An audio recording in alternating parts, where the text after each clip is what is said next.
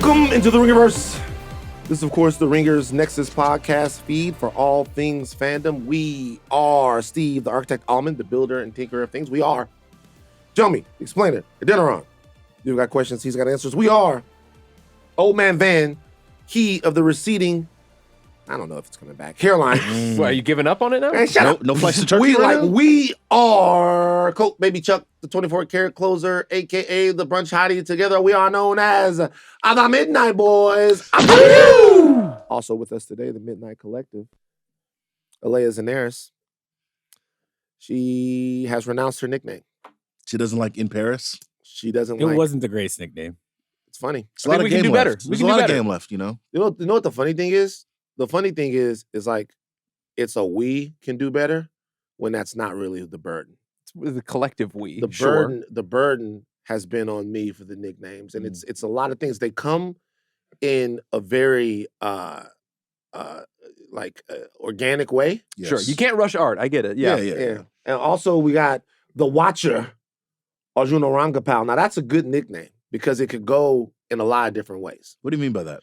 So it could be he's the Watcher as far as he watches over the podcast, right? Mm-hmm. Or you walk past somebody's house and they got their blinds open, and he's all right, man. You asked that. Which Jomi, Arjuna, you haven't learned yet. And you guys don't get to see Arjuna a lot, but if you saw him, you'll be like, that's the type of motherfucker that's capable of some shit. Oh, Don't do right. that. Don't do that. Where's the Coco Captain? It's a joke. Oh, where's the Count Coco Chocolate? So he's on vacation, Coco Camp. but I don't know where. So I think we should I know probably where. figure out where. Hershey, Pennsylvania.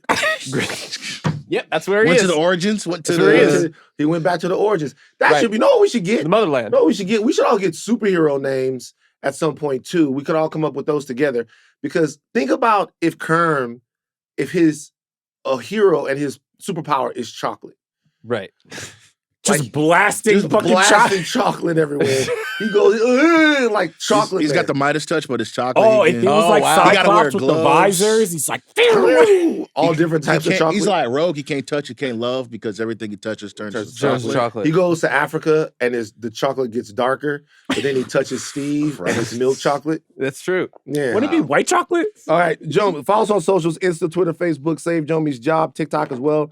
Jomi, what you got? Hey, they're loving our clip on Rhaenyra being racist. They're not acting. Hey, shout out to everybody that just discovered us. It's not like it was a fucking joke, No! Hey, man, we're gonna stop fucking with y'all, bro. It's not like it was a joke. Damn near, they was like, this is why we don't let niggas talk about Game of Thrones. What the fuck is going on? Yo. It's not like we were playing. Guys, I didn't even see it. Me and Charles were doing the Prestige podcast. The Bear, we're having a great time. Yeah. We're having a great Amazing time. I love potting with Charles. But I warned you. I was just like, nah, bro, it's You pretty told bad. me. How many comments are we at? Oh man, it's crazy. Like on TikTok, it's really bad because they're like, man, this is why we don't let niggas talk about nothing, bro. Because they're always and it's like, But it's really the black people that are actually we were joking. It's what happens is, and this is part of the growing pains. You know what I'm saying? We're on video now. We're exposing A ourselves lot to of more new people not really knowing The our vibe. Ringerverse fans, they rocking with us. They're like, man, look at the Midnight Boys. People who just seen us for the first time scrolling across their feed, they're like, what are these niggas talking about? Yeah, I tell you guys, we don't think she's racist. We were just playing. I swear. We were just playing. Whoa. Don't talk to me. Next Monday, I'm doubling down. Yeah, right. Of course. Look, there was a point where she did ask somebody to essentially be a nanny to her children, but that's cool. It's different. It's an important job. Those are daddy's eggs. Job. Very important job. I won't speak for Charles. We were playing around. Okay? Just, God damn, I'm disappointed in this take. Shut the fuck up. We're now on YouTube. You can watch every Midnight Boys House of R and Talk to Thrones episode on YouTube.com/@Ringerverse. Like, comment, and subscribe. Also, the Ringerverse will be live at the El Rey Theater this summer in LA.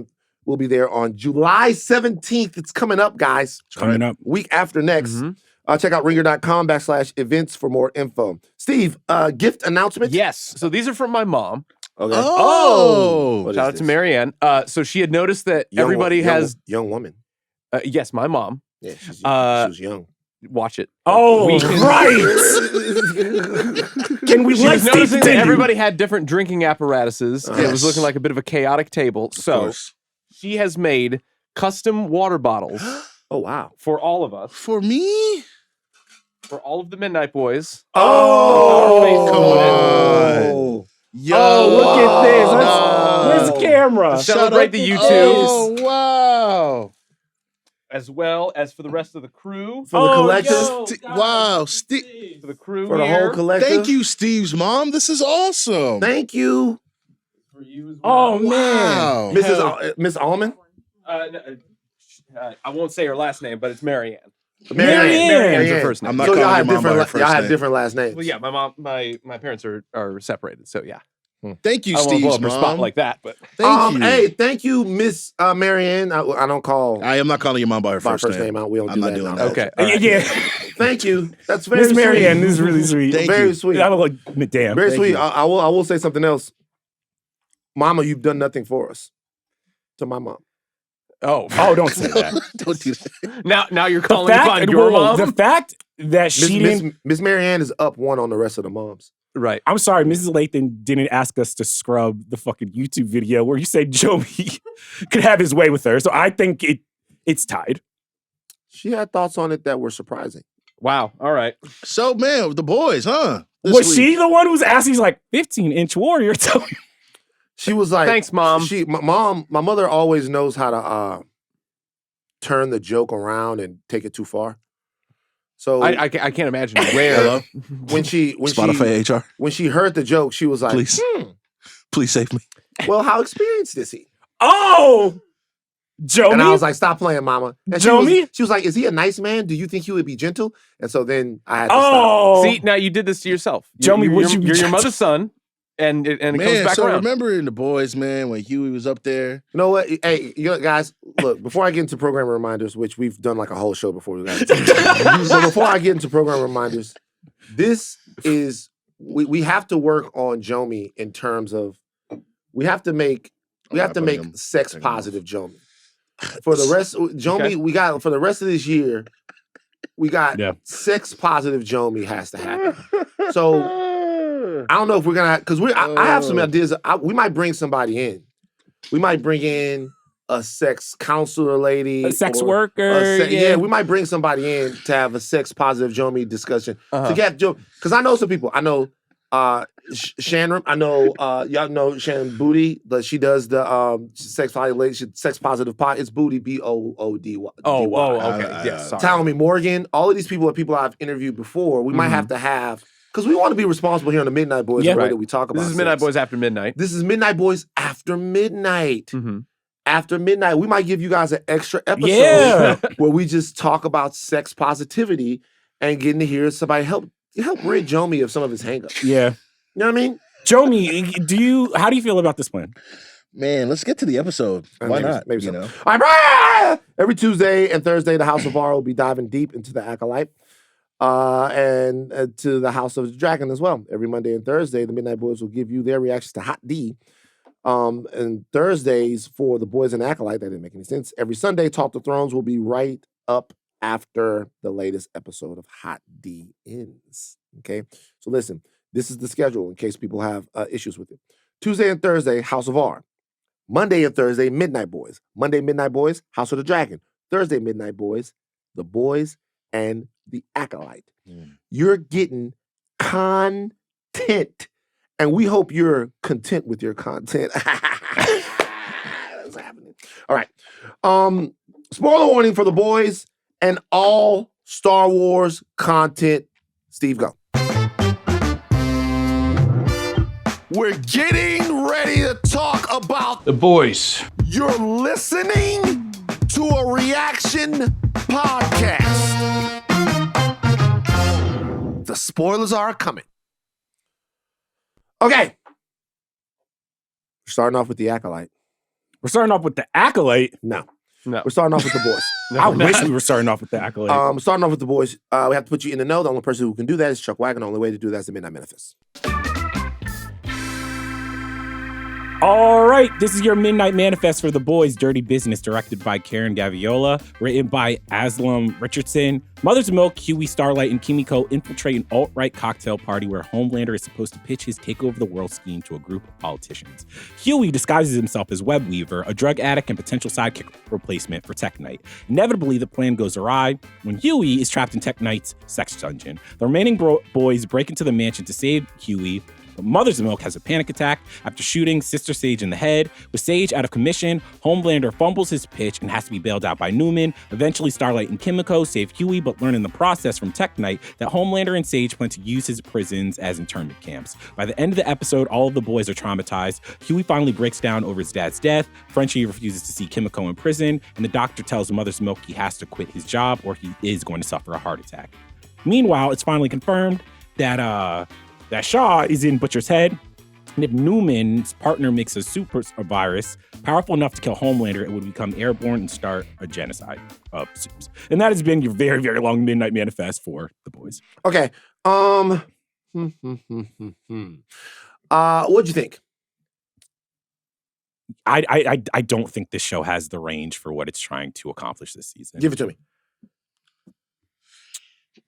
I'm getting to a point where I think more art has been ruined in the last decade trying to come to terms with the rise of the alt-right, far-right movement. And I just think that this show, I don't know if it knows what it wants to say about the far-right, what it wants to say about the rise of totalitarianism besides it being bad. And this episode to me just seemed like just far too late. There were just jokes about AOC and the trans community and Black Lives Matter. And I wasn't upset because those jokes were offensive. I was upset because those jokes were lazy. It just kind of felt like we are at a point, and if I'm being 100% honest and sincere with the audience, where we have a genocide enabler on one side and we have the fucking dumbest Hitler on the other side, both vying for the presidency. Oh, shit. And to me, they are far more evil and stupid than Homelander could ever be. Oh, Jesus Christ. And I just think that the show does not know how to do what it's done for seasons when our current reality is far more stupid, far more violent, far more craven than anything that this show could imagine. And this was the episode where I was like, I just feel like this is not what this show is best suited to do. So you feel like if we were living in a different political reality, then the show would hit different. Yeah, and I mean, That's a hell of a standard for the showrunners and for the creators behind the show to navigate. No, it's not that. I think more specifically what I'm saying is, even earlier in the season, I used a Succession comp. I would say even for Succession, some of the weakest moments in the series to me was when they were trying to come to terms with what was happening in the country in terms of like the far right and all this stuff. But I think what Succession did very amazingly is that shows that, honestly, for most of these people, there is no politics. They don't believe in anything. There's no what people? Far right, alt right, just conservatives. There's no logic to it anymore. So it's like, but TV shows need a logic. Characters need to do A, B, C.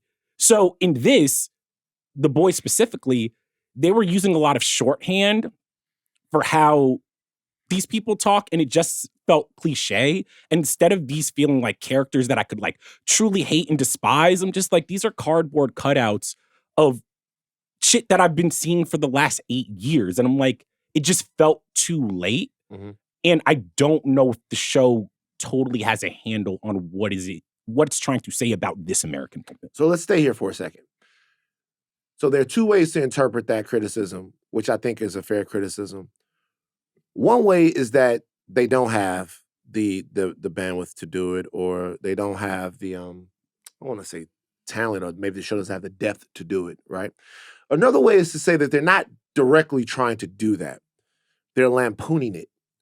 So they're wrapping their show, which is full of absurdity, full of gross jokes. It's essentially a dick and fart joke show about superheroes and how bad they are. And they're lampooning some of the more lampoonable elements of our society, and that it's not a deep, deep criticism of them. Because Succession and a show like Succession has to be a deep criticism of some of the structures that we lean on, because those structures create the drama. Yeah. Those structures create the drama. In Succession, capitalism creates the drama. The rise of tech bro, billionaire, Tech oligarchy, fascism, all tech that shit. fascism, Yeah. that creates the drama. That's the driving force of what they're up against. They're trying to maintain their little family dynasty in the face of all of those things. A lot of the stuff that we're talking about in The Boys is really on the periphery, right? It affects the characters almost at their edges. It's more about Huey's dad and the trauma. It's more about Homelander trying to kill. These things are touching Homelander, and he's having like a dalliance with them.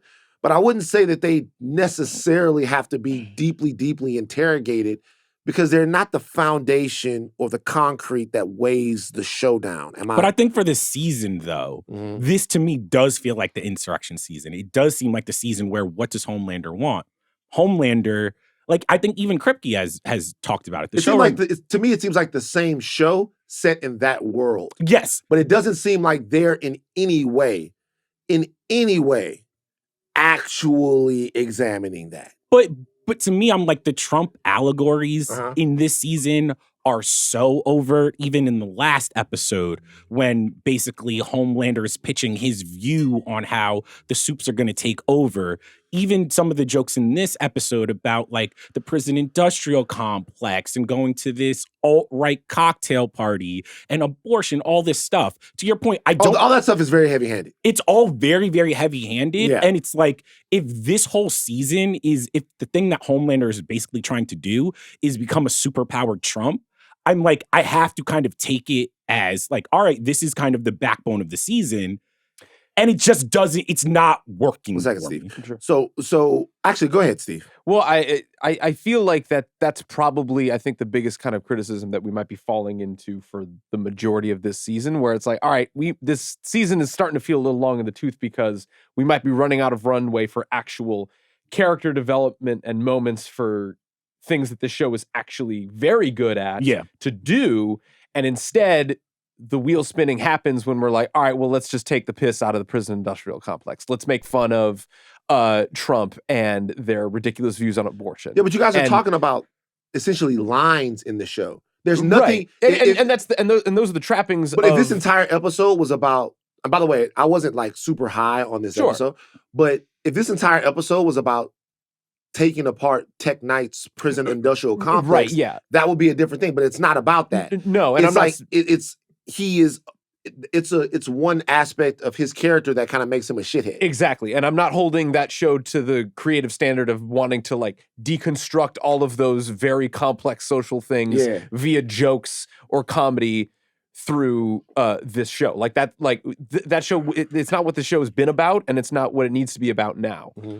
But it seems to be a bit more distracted by doing that more than pushing the plot forward when it comes to this episode. I just think it's not funny anymore because it's too real. Because people actually talk like that. People actually like have those ideals. It's not really like, oh man. Like I said this to like a friend earlier the year, like after episode, was it episode 2 where they have like the riot and things go down. Like this entire thing, like it's funny when it's like a joke, but it's not. So the abortion jokes are less funny after Roe actually gets destroyed. Here's the thing. Our current world seems worse than the fictional world. So I get what you're saying about they're lampooning this, but I fuck you. I fuck with you. I fuck with you. I fuck with you. But I still take the world with no Homelander, man. I don't know. After them debates, I was like, I'm pretty grateful we don't have Homelander running around. Homelander. But it's closer to 1-to-1 than you would hope. I understand what you guys are saying. This is what I will say. So a lot of this has to do with the mechanism that they're using to lampoon these characters. Sure. And we'll get into a deeper conversation of the episode after we put a pin in this conversation. So if you take Tech Knight, right, who's our Batman, my guy, and that's your man. You fuck with him. He's funny to me. let's stay here. What part was funny? You like Tech Nine. Okay, no, I'm gonna. How much you money like have Tech you Nine? donated to Black Lives Matter, Steve? See that? Like when I've been chained up and been made to. Yeah, You like Tech Nine. No. Fuck with him. He was very funny in Gen V. I loved him in Gen V. He was funny in Gen V. He was funny in Gen Yeah. V. So I thought about like, and this is kind of the thing that the show used to do perfectly, and it's a little bit more clunkier done this season. So I remember when Batman Begins came out, right? Mhm. And obviously, you know, the Wayne family and the Waynes, they're super good people. Like there was never like a bad Wayne, I guess. It's like a fucking lineage of super great billionaires. Yeah. Let's feed us that lot. And then like they're in the Batcave, and he's like, Oh yeah. your great grandfather used to use these to transport slaves on the Underground Railroad. And we're like, I'm right. I'm like, come on, man. You know what I'm saying? It's like, you know, like I'm like, all right, bro, we get it. Well, to be fair, if you read a comic and you was just like, your great grandpappy was at the Million Man March, Mr. Wayne, you would be like, I mean, which honestly, at the time, I'm like, whatever. And you know, obviously we could make an argument about like how much of the Wayne family's wealth could actually be used if they just gave the money back. Or if they just paid like a 60% marginal tax or whatever. Yeah. Like we could argue about that. But in this episode, they're lampooning Tech Knight, and this is why I'm saying the show is seeking to lampoon those things and not going directly at them.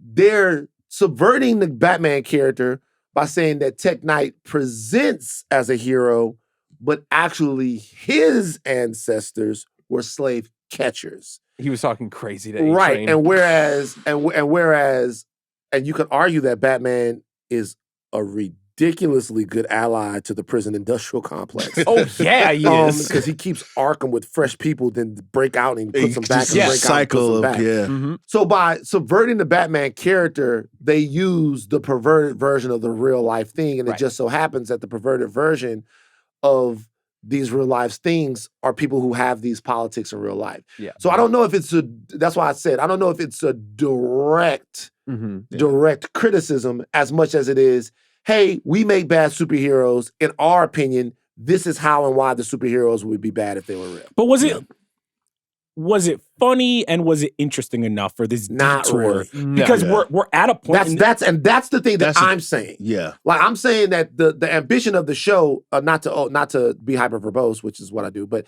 the ambition of the show and how they're choosing to lampoon the characters is not as powerless as the fact that it's old hat now. Yeah. Mm-hmm. You know what I mean? That's what I would say. Not that that their ideas are too big, is that their ideas are too old. Well, and also we have to. This season, obviously, I think got impacted by the strike, and it's coming out later. But I do still feel like in a penultimate season, which I feel like should kind of be forward momentum. I want to see the characters. I want to see Homelander. I want to see what they're dealing with. How many episodes do we have left? Two more. I kind of feel like nothing has really happened this season in terms of like moving the plot forward. It seems like we've kind of been in this nebulous zone of just kind of moving the pieces around until we can get to the final season. I feel like the characters they keep learning stuff about themselves, you know, every couple episodes or so. And I think this one was pretty good for like Huey, for example, right? His dad dies episode before. This episode, like they start with the little they're spreading his ashes across the Made in Manhattan tour. And he goes through that whole ordeal with Tech Knight, which I'm sure we'll talk about later. Then at the end, he's like, that sucked. My dad died. Like he's finally being able to deal with it. Mother's milk. We thought he was having a heart attack. Really, it's just a panic attack. Like you can't keep doing this. Right. I feel like at the end of the season, there's got to be reckoning. Like, yo, can we do this anymore? Right? But that's been every season, though. Nah, but I mean, I guess. But I mean, again, with the next season being the last season, right? You got to look at the characters and go, all right, like, are we actually gonna? Hey guys, good job. We tried our best. It's time to go right home. off of the sunset. Yeah, you know what I mean. Let the superheroes have their day. Over on the Prestige TV podcast network. See, now when I shill, it's a problem, but when y'all shill, it's a. I'm not chilling. This is shilling. This is a shill? It's a shilling. So, yeah. Okay, tell me, what do you shill for? I shill for me Okay. and the Ringerverse social channels, which you should be following right now. Okay, so no one cares about you doing the social channel stuff. That's not what we care about. All right, no one cares about that. What we care about is you going, hey, Anthony Star, would you please retweet us? That's not Star, what I would didn't you do. It's please slobbing retweet us? on the First knob. thing I When did. it's like, Slobbing on the knob yo, is Star one of the Wars cops. just replied to us. Hey, thanks so I much. do They're- programming reminders. I remind people. I'm Like saying. part of this is promotion, but for you, it seems like you be acting like a company man or something like Yeah. that. For me, I'm telling people to listen to me and Charles. Go over to Prestige. You know what I mean? Company man. Yeah. Just shut up. But look, so this is why I'll say it's like, all right, we're doing the boys over on Prestige. And Oh, you mean the Bear? The Bear, excuse me. The Bears over on Prestige. And we've talked about this. It seems like these shows are kind of suffering from the same thing in these seasons. Yeah. It seems like the fourth season of The Bear is kind of crumbling under the weight of the expectations of the show and what they've done before. And it almost seems like The Boys is doing the same thing. And they're both similar points where it's like, it's most likely The Boys' its final season. I think The Bear is on its final season. And they're getting to this point where it's just like, how do we move the plot forward, but still have enough left in the tank for our final season? Yeah, it seems like they're treading water a little bit. Like this show is playing the hits. Homelander legitimately gets squirted in the face with milk by Firecracker in this show, which takes us back to how we first met the character. How much do you think Laz Alonso got for that interaction with Web Weaver? I gotta say something, man. I hope you got paid, man. I want to That call was- Laz. that Can we was call? tough. Can we try to call Laz again? Sure. What are you going to ask, Laz, I just bro? want to ask Laz something real quick. Jesus Christ. I want to. I'm honestly, I don't think I've ever been more afraid of you making a phone call. Hold on, I want to see if Laz might know not to pick up the phone for me at this point. Honestly, smart. I was just deciding if I was gonna comment.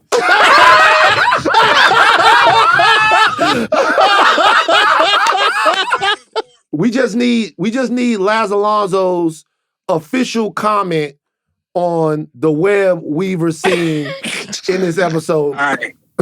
So I have shot a lot of disgusting scenes, as you know, on our show. That's the only scene in my entire career. Avatar, Fast and Furious, Miracle at St. Anna, whatever film I've ever done or TV show. That's the only scene that I've broken character and screamed. Out of protection to the other actor, I'm not going to tell you what happened during the scene that made me break character and literally scream in utter fear and apologize profusely to that man literally for like an hour straight. Oh my God. Jesus Christ. Let me ask you a more serious question. Let me ask you a more serious question. Mother's Milk, the character. Yes. Where do you feel like he is right now in his role with the boys? We saw he had the panic attack. The character seems like he's going through a lot. Like, where is he right now in his arc as the leader of the boys on the show? Where is Mother's Milk? Season 4 is all about Mother's Milk spiraling. He's spiraling downward. Seasons 1 through 3, it's easy to be number 2 in charge. He can always go home and leave work behind, even for a guy that struggles with mental issues and mental health issues. But as number 1, he's literally on 24/7. It affects his diet. It affects his weight. It affects everything that haunts the leader. Like, heavy is the head that wears the crown. Everything is fucked up. Hold on for a second. And So, real quick, there's been some talk about how you've leaned out for this season. Are you saying that was a choice for the character to kind of show that he's going through it mentally a little bit more? Oh, 100%. This was planned months before we started season 4. Months before. Like, literally, we met in the summer. We went back in September. Kripke and I met in, like, May. And we were talking about his journey. And how do we shock and awe the crowd, now that he takes over. And it was actually my idea. Okay. It's like, well, let's give him some. And honestly, the funny thing is that I'm now the size that I've always been naturally my entire career. But, I put on weight for Mother's Milk. You buffed up, yeah. I buffed up because I wanted to look like the comic. Makes But sense. now that we're reaching, a critical point in the storytelling and Mother's Milk is promoted, I had to show what's the downside of getting promoted. It can't be all like, oh, now he's the leader, life is good. Now we got to show he's the leader, shit is worse. So the question is, did you use Ozempic or Ojempic? All right. You use Monjaro? Stop it now. That's crazy. That's all that. But you have no idea how many times I've been accused and asked. I know. Both in earnest and just told, Just joking. He's got Ozempic. He's on the Ozempic shit. Has it bothered you at all? Like the fact that the people, and this is the last question, I know I just bum rush you with this. Has it bothered you at all, the fact that people are like, oh my God, that they recast MM? Did they like whatever? No. Okay. No, not at all. What bothers me is like, I didn't know I was that ugly without a beard.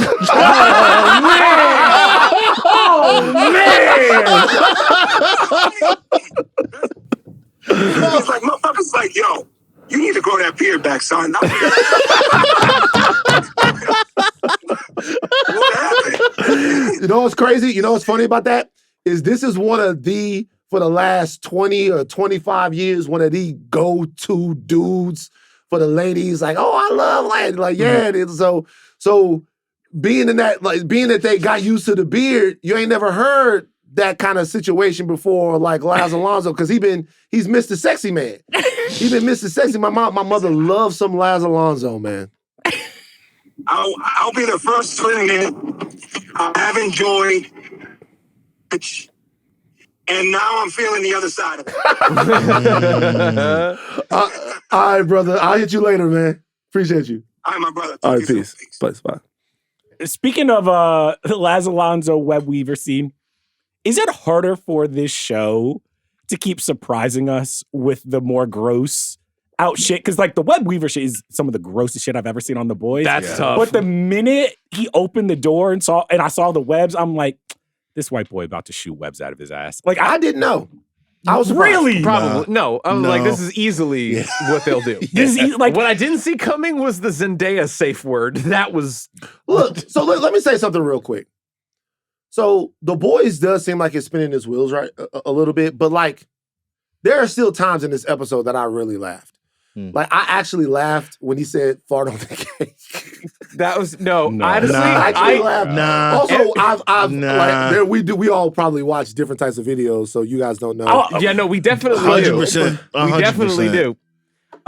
Cake videos. cake No. videos? Cake videos? You know what? Honestly, Have some we're not kink shaming. Because this is a sex positive Jomi. Sex positive Jomi. positive We're snapping now. We're snapping. Cake videos is a thing. So you know what I did laugh at? Yo, when Firecracker unzipped her shirt and just it's like Yeah. I was was like, nuts. dog, I get it. We've already seen this before, but that what? Because he was like, Homeland was like, I'm not sexually attracted. It's like, But you know what the funniest thing in the episode was, though? Seriously. I know it seems like we turned positive right after we talked to Laz, but the funniest thing in the show actually was something new about the show. The funniest thing in the show was when Sister Sage got shot in the head. Oh my Yeah. God, she's so funny. Like when she when she got shot in the head and she turned lobotomized real quick, and they kept kind of trying to go back to her, but she was gone. That was the funniest part. when she has that look with her and she's like, That was the fun. That's a new thing Like, about a new character. I love that. She's so funny when she turns that Get part of her Sister character Sage on. outta It's so here, bro. funny. You don't like Sister Sage? I don't like Sage the is character. great. No. She got the cure to cancer, man. She could solve the climate crisis. Now she won't. Nah, because here's the thing Because- too. I'm gonna be real. Sister Sage, once they started talking about, oh, we just throwing motherfuckers in prison, da-da-da-da, I'm like, all right, Sister Sage, like, out of here. I don't like it. That's fair. That's it's fair. not.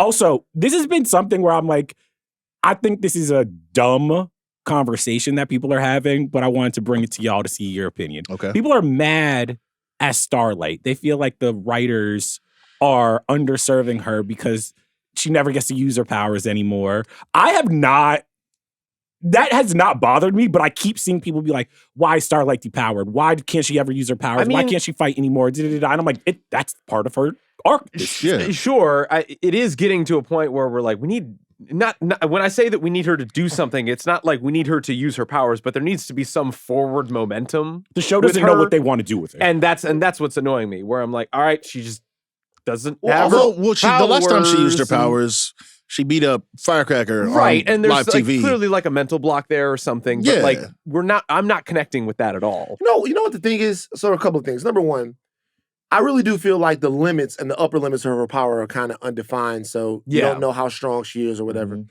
But also, I do kind of feel like some of the things that happen in these shows and movies, they're so trite and we're so used to them that I don't know why they still annoy us. They nerfed her because it's more difficult to write this show if she can show out every time they have a situation. Fair. That's it. That's the reason. Yeah. There's for the same reason that Banner was nerfed in the last 4 Avengers type. He wasn't in one of them. Right. If he's on either team in Civil War, it's a fucking wrap.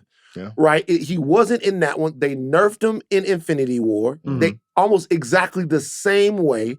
He couldn't get the Hulk to come out. Right. Got to find a way to nerf him. And Ragnarok, same thing. And then he had Tommy John surgery in Avengers Endgame. Tommy John. Okay, so they and why did they do it to the Hulk? Because guys, the Hulk is a ridiculously powerful character. And he's still nerfed in the MCU, by the way. Oh, yeah, wait. But a ridiculously powerful character. And if you have him, some of those fights just aren't fights if you have Hulk and Thor. Mm-hmm. And if you have Scarlet Witch too, you got to nerf her too, give her all kinds of fucking problems and shit like that. So that's the reason why they're doing this with Starlight, is because if the boys have too many soups, they're not the little engines that could anymore. Yeah. So and that's the reason. And that's kind of the thing. Either the show has you enough to accomplish that or it doesn't. Yeah, I would just like to say I was right last week. Aleya wrote a clip. The scene at the end with Butcher, right? By the way, Jeffrey Dean Morgan is not real. There's no way in hell that guy is actually there. Oh, you think he's in Butcher's head? Absolutely. Remember when I said that Butcher's homie wasn't real? Mm-hmm. Wasn't real. So here's the thing about Jomi too. You know what, Jomi, we got a lot of work to do on you. So number one, that is something that every single YouTuber, everybody knew. Yeah, everybody. Manny Jacinto's the bad guy. Oh no, he's not real. Hey, can we talk about that real quick? I'm gonna throw something out there and just let you guys talk. Are we ruining our superhero content by the constant, everyday, minute-to-minute discussion of it, which is a weird thing to ask on a podcast that is based on that? I wouldn't say so. But when that happened, it was so expected. And just like Manny Jacinto, when that happened, it was so expected that it didn't mean anything narratively almost. I mean, these are conversations we used to have at the water cooler, right? Like people come in and we talk about like, oh man, what's this, what's that? I think if we're gonna actually talk about it, it's, people who like read the comics, who've read the books, like all of this stuff, who have like, narrative expectations of how the story's supposed to go. And so you start throwing theories and eventually you're going to get a lot of them right on the dot. And to be honest with you, with the Manny Jacinto thing, with this thing, super telegraphed. It's not a secret. It wasn't hard. It wasn't like they didn't subvert any expectations. This was on the money. They hit the checklist of stuff you're supposed to. All right, cool. He's supposed to talk to him by himself. The guy's supposed to look over and we're supposed to assume that he's looking at him, but he's not there. Like they're hitting benchmarks that we've already seen before. So it's not new. That's ultimately what it is. I mean, also just because I don't watch this content, I never did, because I do find it to be the least interesting to be like, all right, what are the predictions? What are the Easter eggs? What is this? Because I'm just like, narratively, that's not what I care about. I don't care about, if this motherfucker is like real or not. I'm just like, emotionally, does it hit? Same thing with Manny Jacinto. I'm like, I don't care that he was this Sith Lord. That's not the most interesting part. I'm just like, how cool is he? How is he acting? And it's just like, I am getting to a point where I'm like, these shows aren't lost. It's not fucking Severance. It's not a mystery box. It's not a thing. mystery box. Yeah. I mean, Acolyte's trying. Right, can I ask you a question, Charles? Yes. Did you just say that you don't care about the lore? I don't care about what? The lore. You don't watch these shows. The lore? You just said you don't care about the lore. You don't care about the Easter eggs. You don't care about the Sith. Do you not care about No, the lore? motherfucker, I don't. It's the least interesting part of all this shit to me. If I'm gonna be honest, my hot take, Steve. No, What? no, let me get this off. Get it off. Get it off. I think canon. Is there anything sharp around here? We don't- What? Jesus. Charles is saying he doesn't care about the lore. Go ahead, get it off. I think lore canon, hater. like an allegiance to canon, an allegiance to history, allegiance to all this shit, makes for bad art. I don't care about the history of the Sith and the da-da-da. Tell me a good Star Wars story. That's it. Tell me, like, the boys, I don't care about da-da-da. Just tell me a good story. I think that gets Um, perverted too much a little bit in like discourse, but like sure. Like, it's like, here's the thing. Some of the best superhero movies diverge from canon, diverge from lore. Like, everybody's always mad about, does this fit into the Star Wars that I read in the... Who cares, motherfucker? They're wizards with laser swords. I think it's difficult though when you have like an established timeline and stuff like has to happen. I do understand like, you know, if you're just talking about the minutia and, you know, how lightsabers and the Force and things like that. But like when it comes down to like, hey man, the Skywalker stuff has to happen at this point in time, so they gotta like get some stuff off either earlier or later. That's why like all the Filoni stuff is in between. And that's why a lot of it's bad. Here's the thing: George Lucas is the first motherfucker to be like, they're like, "Yo, you did this in the original Star Wars, and it doesn't make sense." It's just like, he's like, "Who cares?" He's like, Yeah. "Who Was that William cares?" Shatner at the convention? It's like I don't hate it, but like yeah, but then I don't know, man. It's kind of it's a slippery slope when you start like ignoring like entire movies and then like what is right, especially when you have like a timeline of stuff. you All wanna of follow. comic book history, Marvel and DC is built Yeah. on getting to a point where they're like, this game, they're just like, And you then know what? We rebooting all this throw it shit all because away. it's like it doesn't matter. None of this matters. I don't. Yeah. So I actually like to take. Let me tell you the way I look at it. I think everything has lore. I think the only reason why you come back to anything is because of the lore that a show creates. Like after a while, Seinfeld had lore. Yep. Right? It did. After a while, Seinfeld had lore. There was an understanding of the background and the characters and how they acted, and you went there for that. Mhm. If one time you went to Seinfeld and Kramer just walked through the door without busting through the door and calling somebody the N-word, Oh, you would wonder why he did that. Right. If Kramer just walked through the door, hey Jerry, hey, you'd be like, what's wrong with Cosmo? And that and that would be, and the reason why that would be, that question would exist because there is a lore and a consistency to the story of Seinfeld that you're tuning in to watch. Now, there is a point in all of this stuff where you can drench people in that, Yeah. where you can rest on that to a degree that then frees you of doing anything fresh and doing anything new and doing anything that's cutting edge. Right. The question is, what is the point that you get to with that? When have you gone too far that it's like you're just resting on Dexter. After a while, these shows jump the shark because, not so much Dexter. I just think about the point that Dexter got bad.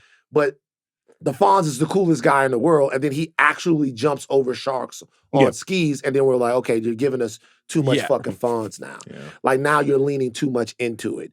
Now the character and the story of the Fonz is overtaking like anything that would be told on Happy Days. And so I think that's the thing is, I think it has to matter, right? Yeah. It like the rules of the Star Wars world, the rules of the world in the Matrix, the rules of the world in The Boys or in Superman or whatever, it has to matter. It has to matter that Clark loves Lois Lane. It has to matter that he's allergic to kryptonite. but that's not lore to me as much as like that's character and that's history. And Well, the character, that's my point. History is lore. The history is the lore. Yeah. The character, the history, who the character is, where the character comes from.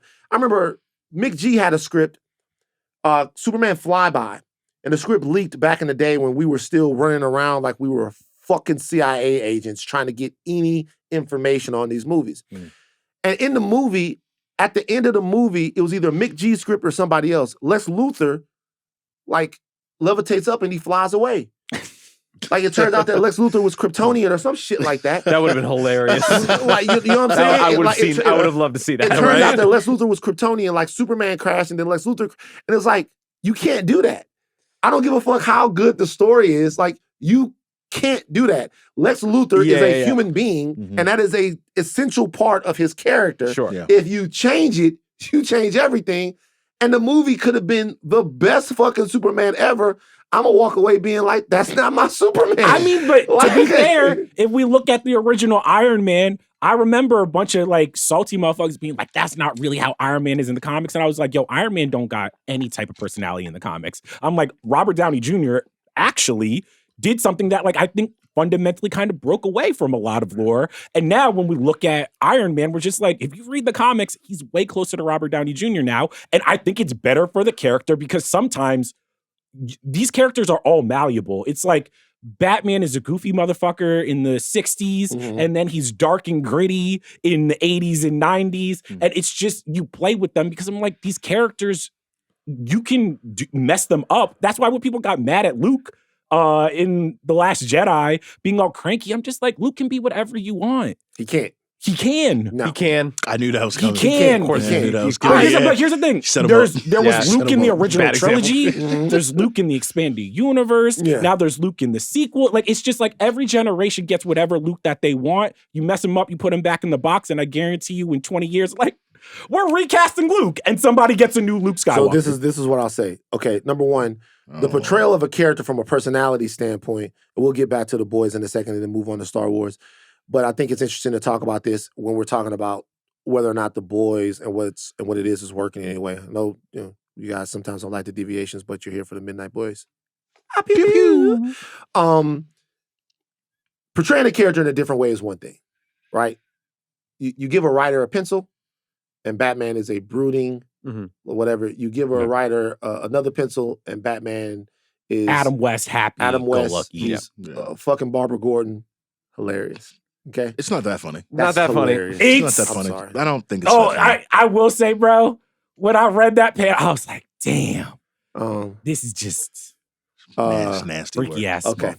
motherfucker. And Iron Man also has, if I'm being honest with you, and this is kind of a cop-out, but it matters, has a lore that we really don't care about. Yes. So Sure. you're not going to really complain that much unless you're just really trying to be A dickhead. Superman. Yeah. The thing about Luke, and me and Joe still have to do this podcast, Arjuna, the thing about Luke is this. Okay. Now, I'm going to say this, and I'm sorry to the Last Jedi heads out there. The entire galaxy is built around the fact that Luke Skywalker, the entire arc, will not let his friends fight by themselves. It's the whole thing. It's like if Batman, which the reason why the Zack Snyder thing was so but people didn't believe in Zack Snyder's Batman is because he was just shooting the shit out of people. If somebody's begging for their life, and Batman just takes a batarang and slits their throat, you're like, wait a minute, man. Okay, this guy's parents died, and all of that stuff happened. He's against guns. Batman just takes out a bunch of guns. Bang, bang, bang, bang. Shoot a nigga. Batman, AR-15. Yeah, nigga, get some. Like the whole nine. Like, it just, you go, is that Batman? Isn't a fundamental part of Batman's character his trauma that he received from watching his parents die? He won't kill. He won't use guns. That is Batman's thing. Mm-hmm. He is always going to bring the Joker to Arkham. He could have killed the Joker a long time ago. If that's not intact, the character doesn't work because it's too fundamental. Luke was orphaned by the Empire and had a father he didn't know. He built a new family that he would do anything for and nearly sacrifice the galaxy for them. To take that character and then have him throw the lightsaber away and abandon his sister, abandon his friend, it's too quick a shift. He's going to kill his nephew. It's not the same guy. And look, the movie worked for a lot of people, and that's fine. It's just not the same guy. It's Superman cracking Zod's neck. It's Superman saying... All right, it's not. Come on, It is. No, it is not. It's the same thing. It's Superman saying, you know what? I'm sick of you, Lex Luthor. You're too much of a problem. I'm going to pick you up by your ankles and throw you into the sun, which he could do at any time. And like Superman during the Injustice thing, when Superman just goes, when Superman just goes, you know what? You guys cannot be trusted to like look after the world. I'll do it. That is a different Superman. That's why it's not like that guy thought he was the villain, but that is a different Superman. That's not the same Superman. Your Superman can't do that. That's not who he is. And that's not Luke Skywalker. So, counterpoint, right? If you look at the text of Star Wars, but you look at artistically what Rian Johnson is trying to do, the Star Wars that we got in the original trilogy, who we were as a nation, the time we were at, the innocence. That's the 70s? But what I'm talking about crime was at an all-time high, and we were still. You know what I'm talking about. Because of the lead. Oh, because of the lead. Because of the lead. Because of the lead. Not. Forget about the lead. When you get to The Last Jedi, you're like, oh, well, think about how the Star Wars fandom has curdled. Think about how literally so much of Luke's journey in that original trilogy is like, I don't want to become like my father. I need to stop my father. And then you get to a point where he's like, oh, I have failed so utterly that I have helped create another version of my father. I'm like, that is more narratively interesting to me than Luke not growing or changing at all in the time between the original trilogy and the sequel. And I'm like, here, we can nitpick how well Rian Johnson did or didn't do it. But I'm just like, I'll be honest, if we had Mark Hamill in his same shit that he had in Return of the Jedi just running around, be like, yeah, I'm the Luke Skywalker y'all remember, we would be like, all right, man, cut it. Look, we got to get back on track. We say that 5 times a podcast. I understand. It's not that, and I will be on my own island with this. It's not that Last Jedi wasn't good, all right? It's just not a Star Wars movie. All right, and that's okay. Right? That's okay. And this gets back to, let's bring it back full circle, lore and how important it is. The question is, and I'll ask you guys this, is the lore of the boys betraying itself right now? Because it's not like this episode was not entertaining. The boys as a show cannot not be entertaining. They're throwing too much at you. Sure. Yeah. Ashley comes out, they're in a sex dungeon. Robin's over there wearing all red. It's some Pulp Fiction shit. One of our brothers gets his revenge, chokes out his oppressor. The fuck I'm talking about? All of that stuff. The show cannot not be entertaining. It's entertaining. Yeah. Is it captivating right now, though? Are you wondering what's going to happen next? The Butcher stuff this episode, which we haven't talked that much about, with him discovering that there's an angel and a devil on his shoulder, even though we knew, it still felt like it mattered because it feels like Billy has a choice about which side of him he's going to listen to. And now I'm wondering in episode 8 and 9 or 7 and 8, which side he's going to choose. Ryan's story lost momentum this episode. There was no Ryan. One time, Homelander's story lost momentum this episode. The scene with the Black Noir maskless with the Deep did nothing. So it kind of seems like maybe the boys, like I said, is falling under the weight of the lore right now. I mean, but I do think that this is kind of, and we touched upon it on the other episode, I think the boys is suffering not only from success, but it is suffering from the superhero problem, where it's like when you have a superhero property that is this successful, that is the fans are this rabid about it, you have an MCU thing where it's just like, now, here's the thing. Tech Knight, you guys have a relationship to Tech Knight because you watched Gen V. I didn't watch Gen V. So when Tech Knight comes in here, I'm like, who's this motherfucker and why should I care? And I'm just like, the boys didn't used to be that type of show where it's like, they're all like, you don't have to watch Gen V. You don't have to watch Gen V. And I'm like, I'm watching them and be like, damn, I'm just like, kind of feels like Gen V is stepping on the boys a little bit in terms of momentum, in terms of what I care about. And I'm going to be honest, the boys used to be the show that would make fun of the fact that you got to watch another show to understand this show. Yeah. And now it's doing the same shit that it was lampooning, and it don't work anymore. Yeah. I mean, to get back to the lore question, the problem, I don't want to say like the problem, but the lore of this show like sucks. Like the boys comics. They're bad. They're bad.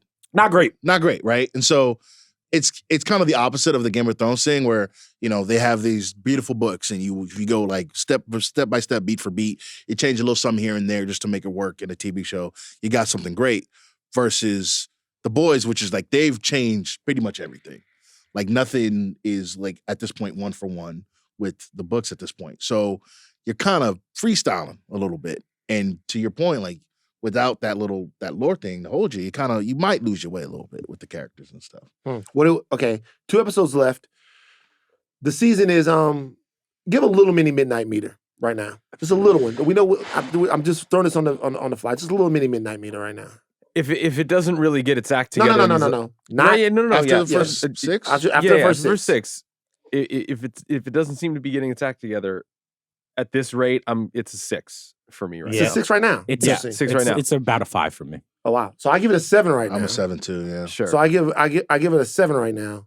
I think the best it could possibly do right now is an 8. Right. We gotta get there in these last 2 episodes. But it's a 7 for me right now. I'm having fun watching The Boys. It's probably my favorite superhero show of the last, I don't know, in this era of superhero shows that we've been seeing. The Boys is my favorite superhero show. So it's not as strong as the first 3 seasons.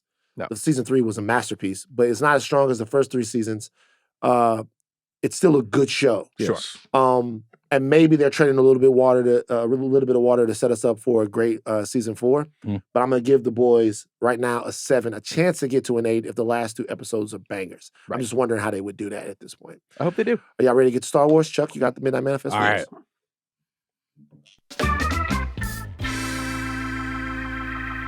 All right, this is your Midnight Manifest for the Acolyte, Teach, Corrupt, directed by Hanel Culpepper, written by Leslie Headland and Jocelyn Yo. Osha wakes up on a mysterious planet as Khmer bathes in the ocean. Khmer claims he was a former Jedi until his master stabbed him in the back. Khmer pitches Osha on his vision of the Force and explains how his Kurtosis helmet, a metal that disrupts lightsabers, also blocks out all senses, thus giving him a deeper connection to the Force. Master Vanestra and a group of Jedi go to investigate the killings that happened last episode, with a Jedi Knight suspecting that Sol was the only person powerful enough to kill all of these Jedi. On Sol's ship, May tries to outmaneuver the Jedi Knight, but thanks to Basil, Pip, and a slip of the tongue, Sol subdues May and says that she will listen to a story about what happened on Brendok. All right, Chuck. I want to be very, very nice. Oh boy. But I can't because I do think that you brought it up, Van. I think last episode we were all on the edge of our seats. We were surprised. It was some of the best lightsaber fights we had seen in Star Wars in general. And I think that finally the Acolyte felt like it had momentum. It felt like it was moving towards something. And y'all, I haven't seen a show fumble this bad in a while. This episode, I was like, how do you stop all forward momentum? We are at the point where I'm like, I don't give a fuck about the mystery anymore. I don't care.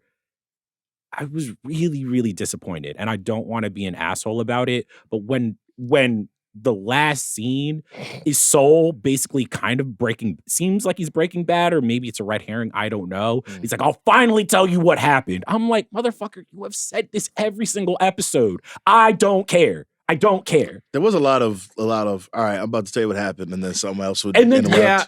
So do I get a chance to talk? I mean, you've been talking for the last like 30 minutes. I know, but it's never mind.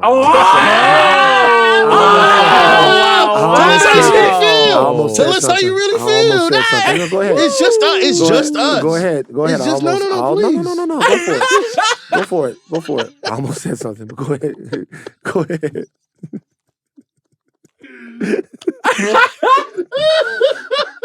Damn. Can we get back on track?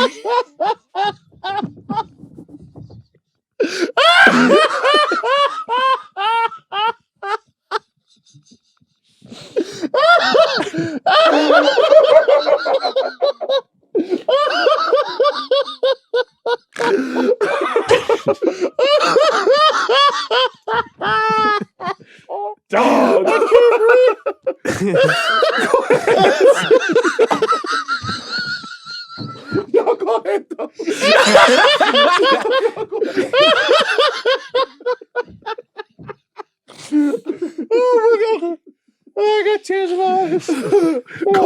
ahead. Seriously, go ahead. Go for it. No. I forgot what I was gonna say now. Yeah, Go ahead. So where were we talking about? You were talking about the show. I was really excited for the momentum that this show had, and I think that it still has a lot of it. It's taking way too long. It's taking way too long. Episodes left. And I think this is just starting to cook. It's just starting to Two get. episodes left. No. I liked this episode. I thought it was the second best episode. I liked it a lot. I think what happens is, this happens in all shows. You have that episode with all the action, right? Things go down. Then you have a little like sleeper. You reset the things a little bit. And I think this episode did a good job of like resetting the stakes a little bit in terms of now Osha's with Khmer and May's with Soul. And so like there's a little bit of, all right, not just like what are we doing here in terms of like what's the show doing, in terms of okay, what do they have, like how do they each connect with each other? I think Khmer and Osha's their arc was very interesting in this episode, even though I thought, hey, I was getting a little close. Wait, whoa, what's going on? I was like, whoa. But I'm in my head, my wheels are spinning. I'm like, was this Khmer's plan the entire time? Was he using May to get to Osha? Like, I thought their interactions. I mean, like, I don't know if that's the exact case. I don't think so because maybe, I don't know. I think clearly May fucked up too much and is like, oh well, your sister seems to be pretty good with it, and he's letting her hold with one. Right, he's letting her hold the saber. They're having like conversations. This is a very good illustration about what it actually means to be seduced by the dark side. Yeah, like literally. Yes, he's talking like, look, they don't want you to feel on that side. Yeah. Right here, fear, anger, loss. We let you have emotion, we let you feel. And those feelings are your power. I'm not your saying strength is derived from this. Like I don't and they're silencing you. They're keeping you slept. I don't condone the behavior, but I understand. Right? I thought that arc was pretty interesting. And for the soul and May of it all, I think he's not fucking with it at all. No, of course not. But did Dave Filoni and Kathleen Kennedy did they have a meeting without me? Not this week. Did they? Not this week. They have every meeting without you. Y'all checks? Nah. This is egregious. So I should just talk to Favreau directly. Just go straight to him. So I liked it. I do agree with one thing. I said last week, I was like, either tell us what happened or fucking scratch it. They gotta tell us what happened. Yeah. If they save it for the finale, it's just gonna be a huge ding on the show. Yeah. I mean, what are you gonna say? No, it just like even with Soul, like there's so many great little inklings of his darkness, of the things that are conflicting with him. That long shot of his face turning where he's just like kind of staring at the screen, like that's a long shot that we have. That stuff is working. Yes. So well. So the show works better after the episode that we just got. It's just there's consternation and there's a little bit of impatience with rolling it out now. Yeah. I knew that this would be a divisive episode because as a standalone episode, right? It works. It works. It's a good episode. It seems like the performances are more grounded. Yeah. It seems like there's more intrigue to the show. It seems like this is the show that they promised us that they would make. Whereas early on in The Acolyte, it didn't seem like the show was able to carry its weight in terms of being mysterious and unpredictable. But now you're watching it and you're like, what's happening with her?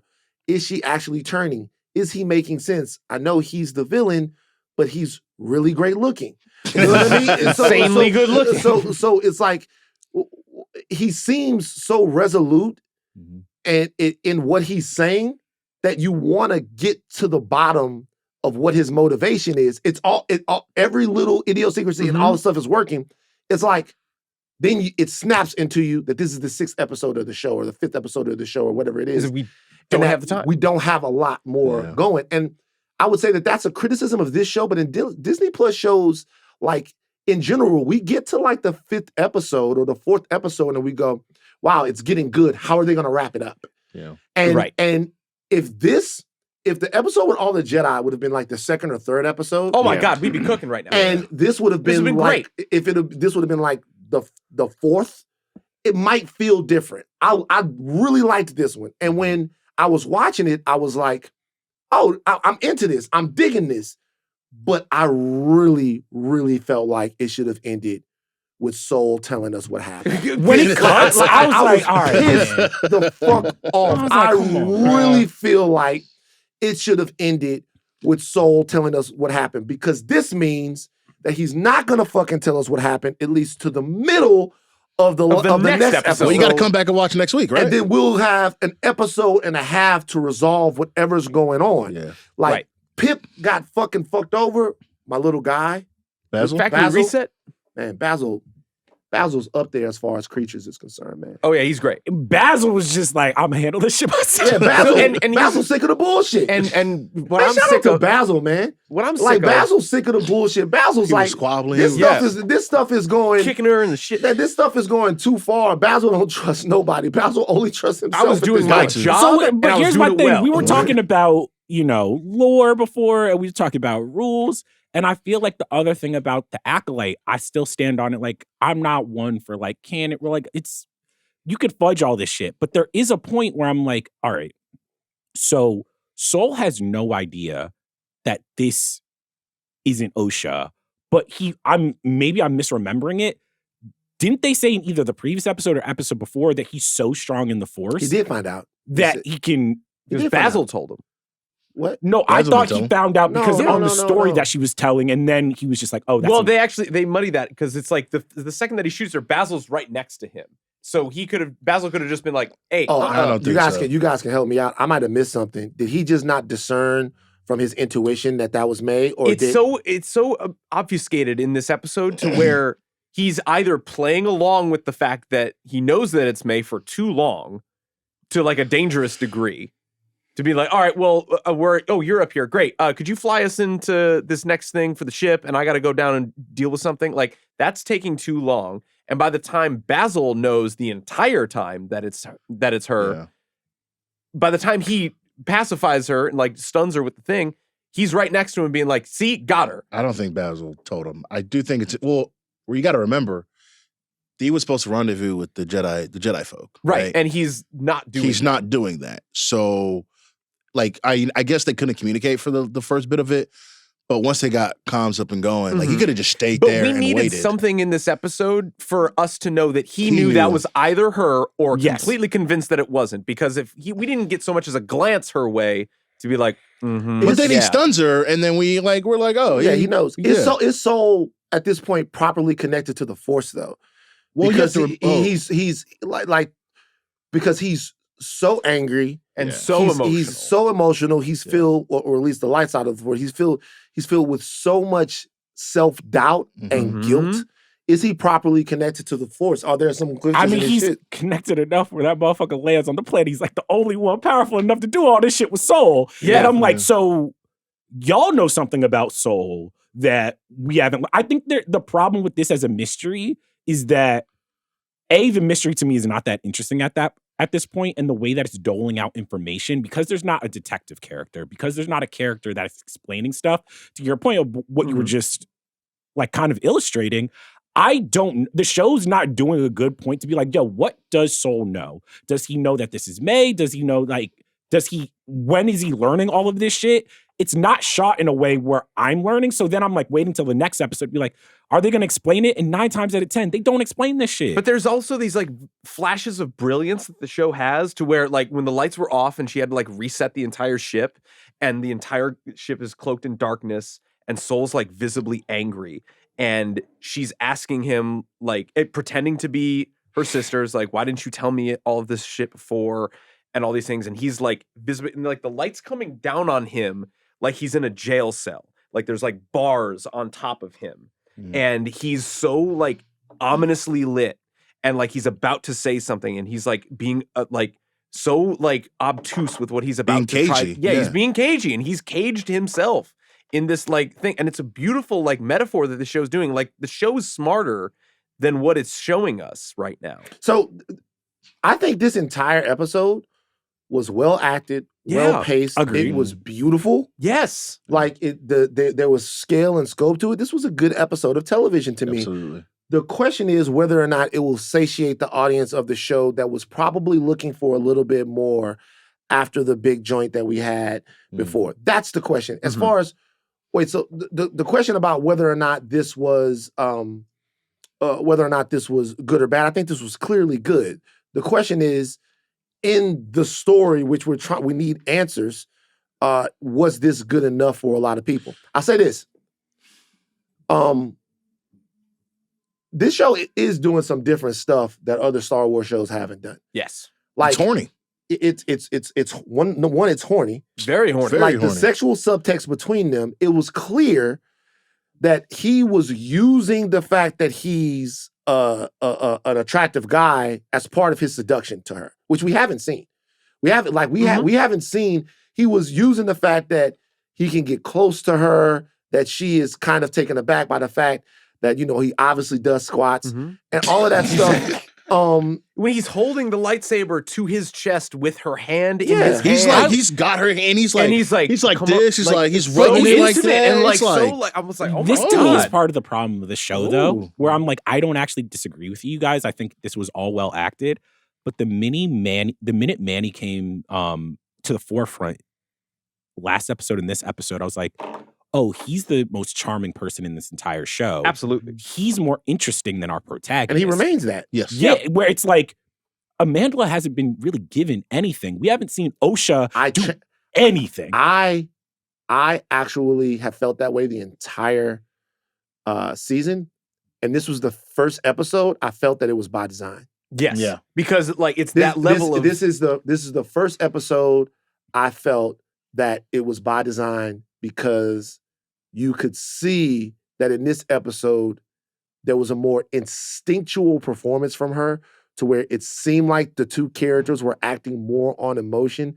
There was a little bit more desperation. It didn't seem like they were being programmed as much. Mhm. It seemed like this was the episode where they wanted to grow the character up a little bit. Yeah. Mhm. And the way that like even she puts that helmet, I kind of love the way that the episode ended, as frustrated as it was to end where it did, where like She became she's Darth just- Vader. I'm about to say, it Well, sounded she- like she was but the breathing out the breathing is respirator. evocative of Darth Vader. Yeah. Like she's in silence. You just see like the little slits of light inside, and it's very like quiet. And just to be honest, her being seduced and May being in that and May being in that situation is a subversion of how we first looked at the show. yeah, I'll say this. Something else that was kind of, I was like, whoa, in the show is their close-ups of dead Jedi. yeah, Damn. I like was well like, after the fact. I was like, whoa. Like, this is Star Wars here, buddy. Kids watching. Yeah, You know what I mean? Like, just like and whenever something like that happens, like I paused it when that happened. I was like, why did they do that? Mhm. Why were they so intent on showing the carnage and the after effect? Like, normally when a Jedi dies, or when any character dies, we see that, you know, we might see them get burned up, or we see people get Get got by like the blazers. Or get just whatever, or at we the end move of on pretty Revenge of quick, the Sith. right? Yeah. We move on pretty quick, but for some reason, that scene wanted us to stay there. Yeah. They wanted us to be like, look what happened. It's not just a cool lightsaber fight. The people that you were with for the first 4 episodes of this show, Yeah. they died. And think about how ceremonious Jedis that we've cared about in the past have died before, where it's this very like beautiful, elegant, like dissolving into the Force. Think of Luke. We think of Obi-Wan. Whereas this was a crime scene. Yes, this is a crime. It's This is like a Qui-Gon brutal, didn't die that violent, nice. like Qui-Gon didn't die that nice. no, but like the He way got that, his send off though. no, but yeah, and Obi-Wan and blah blah blah. Should have blocked. and it's exactly, but it's the type of thing that like it strips it of its ceremony, of its propriety. It's very like cold and calculating. It's taking away the things that the Jedi even like glorify in death. Yeah, they had Jekki, Yord, Flo Kloon on the floor like that. I thought it was tough. Taking away the ceremony of being given up to the Force. That of all of that. conversation with Vanestra and the Padawan dude. Actually, I don't know if it's Padawan, but But that hasn't been invented yet. Right. Yeah, like I feel sorry for all the old Jedis. They didn't get a chance to just like Just disappear dissolve away. Yeah. just dissolve away. Tough. It's tough. You know that. I mean, Qui-Gon didn't dissolve away. I mean, think about it. Think about like, you know, how history works. They didn't have penicillin way back when. You know what I'm saying? tough. People like stubbed their toe on a nail and just died from bacterial infection. Tough. Died Yeah. chlamydia. You know what I'm saying? Like, It's out there. Sailors out there fucking and dying. you think sailors Oh they're dying of scurvy, bro, because they didn't have vitamin C. Bro, it Lots used of to carbs. be, bro, it used to be tough, bro. Oh my goodness. People out there, they're talking about like, like vaccination and stuff like that, and like how it's bad and stuff. And I'm not shilling for Pfizer right now. They don't sponsor us. But just think, at one part, like if Pfizer sponsored us, we all be in here with little fucking bandages on our right shit. here. We don't sleeveless. Fuck. Take your shit. All right. Okay. So now you got every white Game of Thrones fan mad at us, and now you just getting the rest of the white people. Right. You just getting everybody else. Welcome to the Midnight Boys. All I say is this: smallpox used to kill 50 million people a year, right? Killing everybody. By 1980, that shit was gone. Got rid of it. Yeah. And that was because of the vaccine. You say what the fuck you want. I don't want to deal with measles. Go take your shit. Anyway, so but just like the whole show, I just feel like sometimes, because I get what Charles is saying. I knew it wasn't going to be enough for Charles when it was over. And not because it was bad, just because It wasn't enough. yeah, it wasn't enough. I just feel like this is a trap that the creators of these Disney Plus shows just keep falling into. I mean, yeah. They just keep falling into. I'll be honest with you. After the big Ahsoka joint where it was her versus Anakin, we're like, fuck, we're ready. And then they took a break. It was they like, took a breather. womp. Yeah. So They always take breathers. So I do think your point of like they have this episode, it's always halfway through the season. It's not like episode 2 or episode 3. It's always like episode 4, episode 5. And then we have like 2 episodes left to like deal with it. It's like, okay, now y'all got jumping way too late. Yeah. You know, it's like when your team come out in a sports game and y'all are down 25 at halftime. And then the third quarter, y'all down like 5 or 10. It's like, oh, where was all this at the beginning of the game? Yeah. Now You it's rally kind of now, and you're still behind. and now it's too late, right? To like actually make a comeback. If you had started out with this energy, might be a different outcome. That's like always how it feels for these Disney Plus shows. I think to your point, that's correct. And I do think the show does, like, it's very interesting in how it like lays down the mystery, right? For example, in this episode, when Kamir's going into the water, he's got scars in his back, right? Mm-hmm. What happened there? And then you see Vanessa, she got the whip lightsaber. Crazy, by the way. she whipped him. Right? Is that another one of those Kamir things, or not Kamir things, one of those like the Stranger Things where like, well, that seems obvious. Like that's super connected. Or are they trying to like red herring us again? I mean, I do think it's interesting you showed us those two things in the same episode. We're too far along for this show to be playing like and that. I don't disagree with you. But there was no reason to show her whip out that super awesome whip lightsaber. That was nice. Awesome whip That was lightsaber? great. Interesting. It's good. It's good. You like a whip lightsaber? As long as it's wielded by a green person. It's fair. Oh, Okay. That's fair. Yeah, I mean, you I gotta can't be have. honest with you. Yeah, yeah. I'm nah. not. I'm not if that cool Kylo, with they gave everything. Kylo Ren a whip If they and he was gave whipping Kylo fucking Ren- Finn. Right. Can you imagine? Wow. And he did. And then Hey, he did. Ray gotta pop out and save him. Could you imagine? Oh my God. Because he did. No. Because remember, in the Force Awakens, he Basically did fuck does up that his back. shit. No. In The Force Awakens, he really do whip Finn, and then Ray's like, "No, Oh, my man. best black friend, no." If he like metaphorically he whipped him, yeah. If he actually took out a Oh, lightsaber, Wait, what was That Finn's is so stormtrooper bad. name? He's like, "What's your name, boy?" Have you I was like, Finn. have y'all seen Glory? Where Yeah. Denzel was getting whipped, And he's just looking. and that one tear drops his eye. If that was Finn, Oh God. yeah, it's too much. Dog, we can't be doing this. They getting on us on Game of Thrones. We gonna have the Star Wars I family. don't give a fuck. I'm trying to see how bad it was in the movie. I remember Force Awakens. I'm like, dog, they did my man. They did him dirty. so Remember, he dirty, was on dog. the front of all the promotional material. It was like, man, he's the guy, and then he wasn't. I was so mad in the theater. Yes. I was like, bro. He had the fight on the planning. He had the lightsaber. We thought like, hey man, He wasn't getting busy with that lightsaber. he wasn't. But we, you know, what I'm saying it's his first time. You got time to improve, and then they Even my didn't. dad hated it. My dad, we went to see the movie. My dad was like, "Is this nigga gonna do something? What they got that nigga out there for?" Also, because I remember in promotional for the next movie, Boyega was like, he was getting fit. Oh like he was my working out. And I'm God. like, oh, he's gonna get busy. He's gonna get busy. They took that man to Vegas and they just like, hey man, just go. Man, they put him on just the go G League play. team. That was tough. Let me ask you one last thing before we leave. Why don't the Sith recruit more sexy people? Interesting.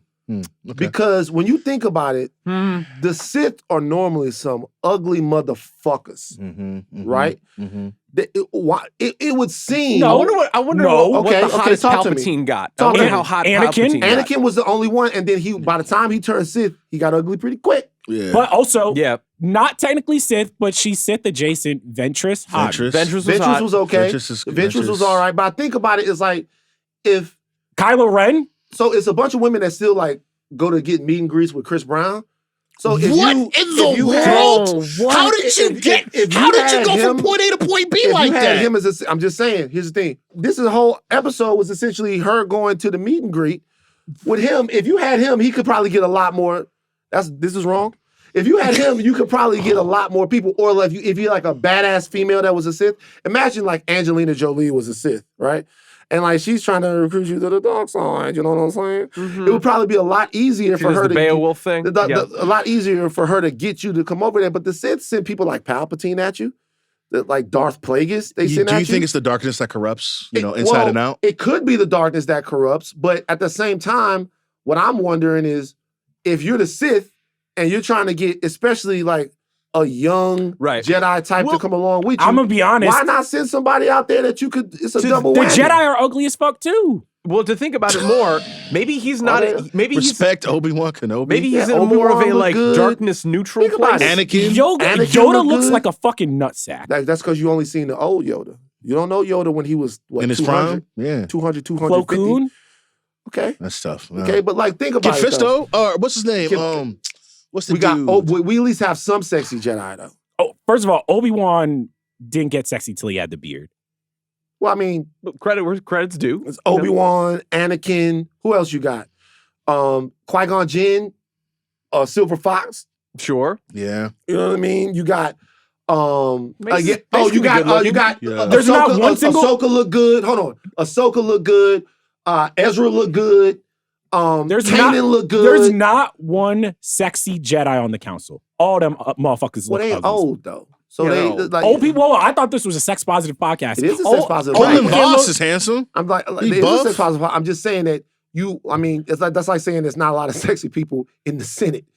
Like they're a different position. Yeah. A couple senators could get their back blown out. It's fine. All right, we don't need to go do that. It's like whatever. They're at a different point. They're at a different point in their life. Counterpoint though, is this Jedi propaganda because the rule of two?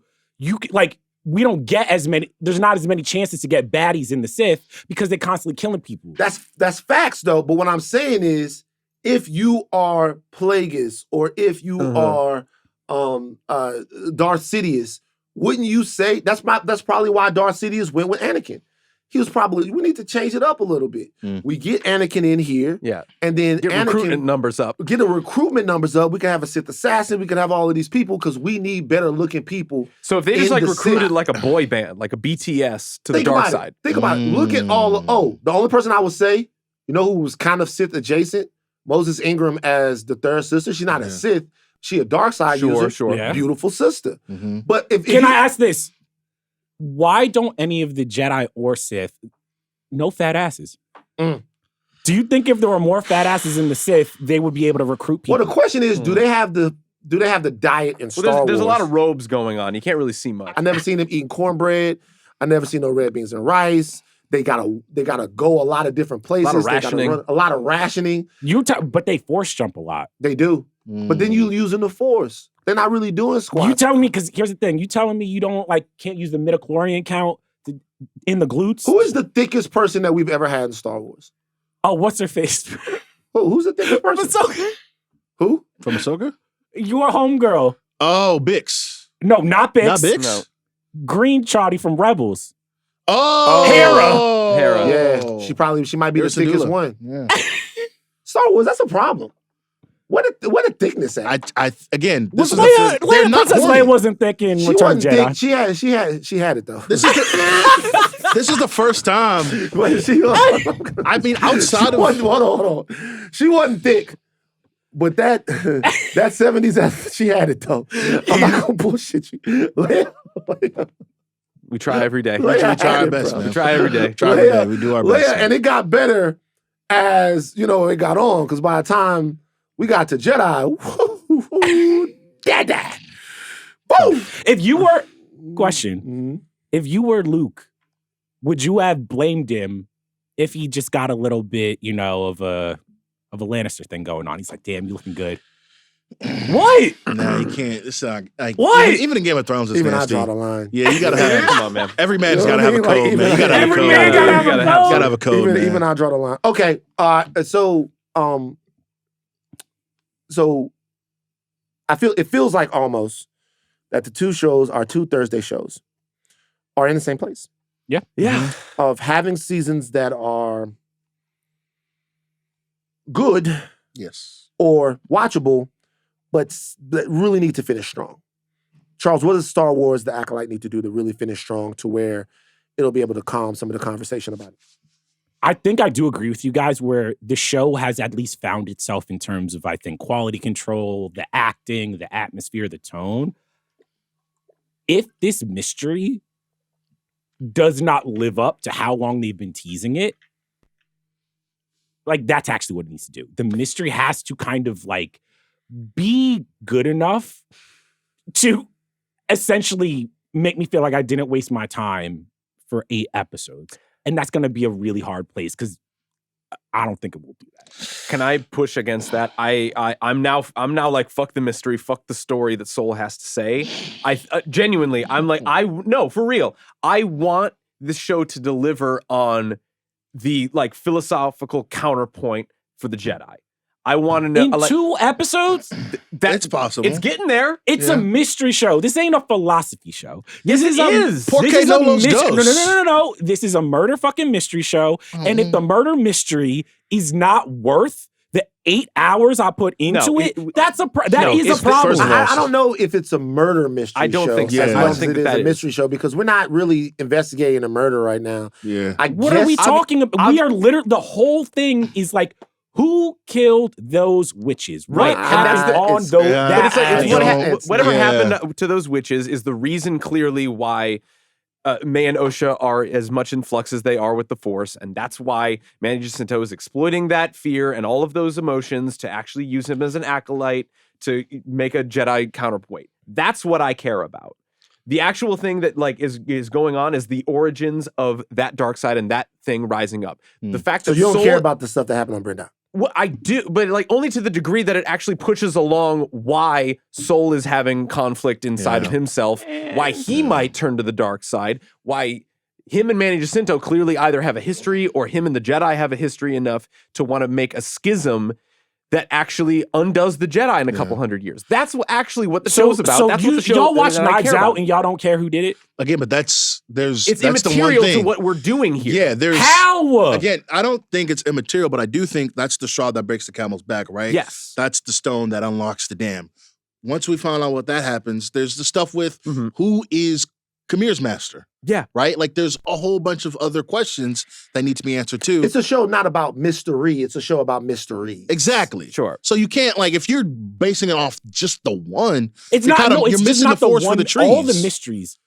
If all these mysteries get revealed, and I don't give a fuck about any of them, that's a failing of the show. Well, yeah, if they Sure, all the- fail, the show has its flaws and its criticisms and its failings for sure. But the things that it's getting right and the things that it's actually making interesting, like Okay. what we have here, I'm still invested in. So let's do this real quick.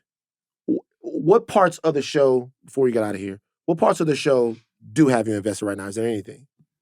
I think honestly, Manny is just this might be one of the best acting performances we've seen in a Star Wars show, probably besides Andor.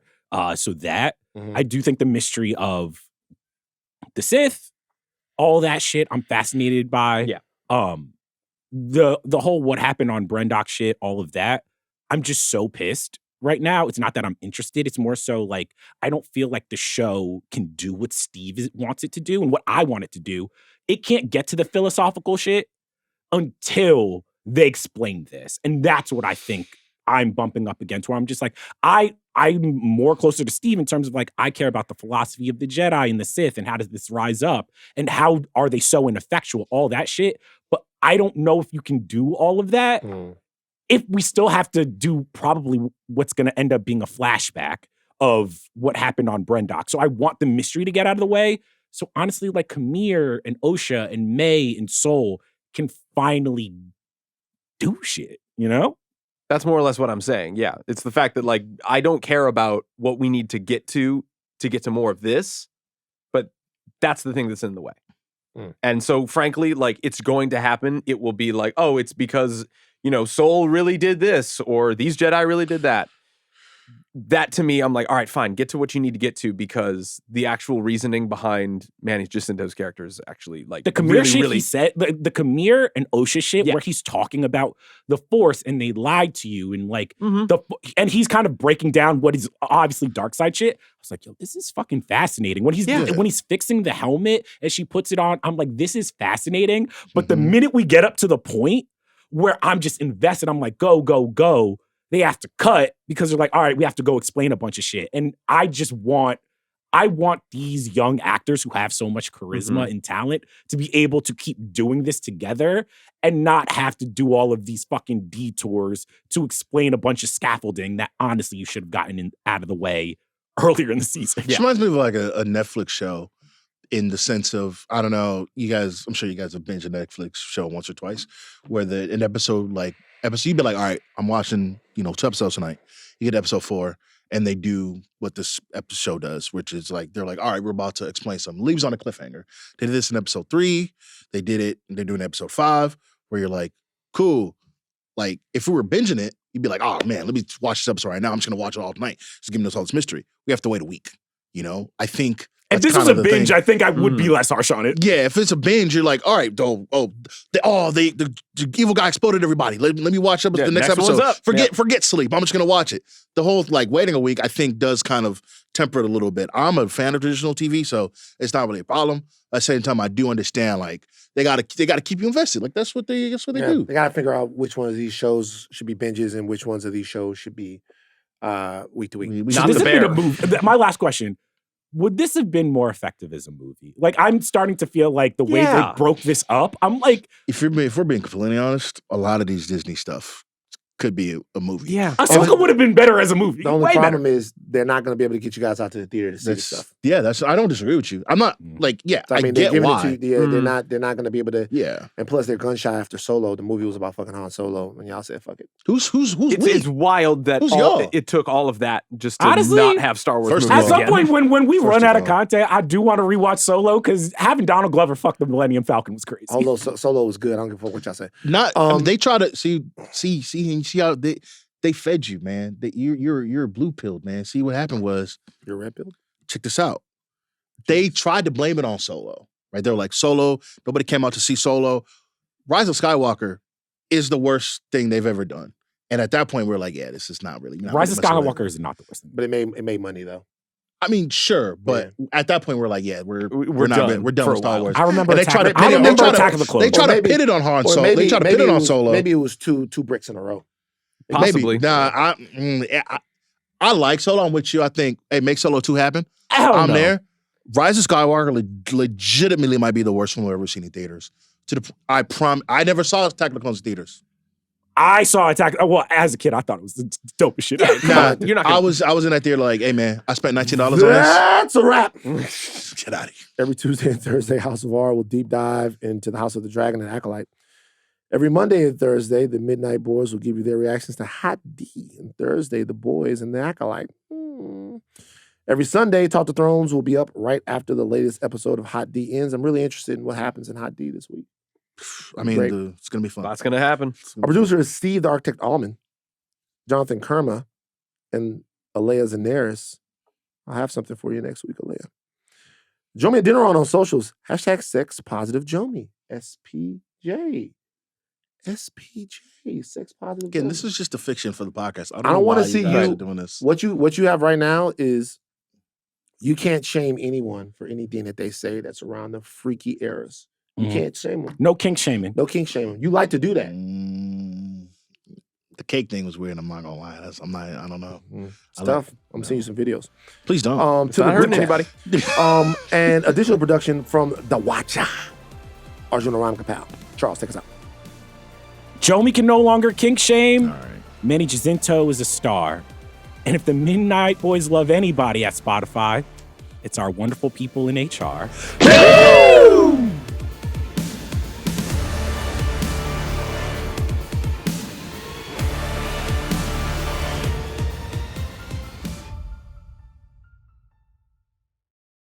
Hey, speaking of that, real quick, Right. I have a new cookie that I love. Oh, A white chocolate macadamia nut cookie. I'm going white crazy chocolate on it. macadamia. I'm out there nut. on that, man. I don't like nuts in my cookies, man. The texture just It's not too right. crunchy. Too crunchy. Yeah. I don't like How peanuts, about in walnuts. brownies? No. Yeah, I'm leaving this one alone. He changed it. No. Jomi changed it. He caught himself at the end because he knew what was about to happen. Right.